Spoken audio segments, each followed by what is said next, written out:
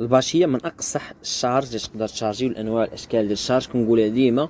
شوف هاد الشارج كيفاش داير، شارجيت الاخوان ميران تيكران بحال هادشي ديال الموناضه، وهادشي ساهل. تقدر ما ديرش كاع هادوك الرونشيات، ما يستر الله كتعطيه في الفيراجات في الدورات بزاف د الحوايج.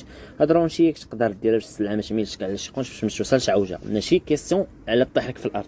الا درتي بجد طايحه ها هي باش ما تعواش، باش ما تميلش كما كيقولوا السلعه ما تريبش. هذا المصطلح حنا كنقولوا الحريفيه.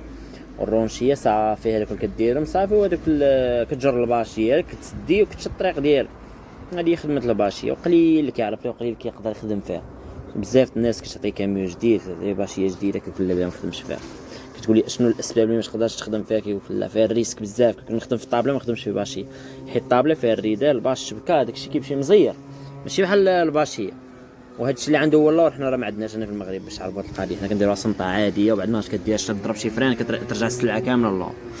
شنو بان لكم الاخوان في هذه الخدمه؟ وشكون اللي عمرو خدم فيها؟ طاقي لي داك العشيره ولا عمرو خدم فيها؟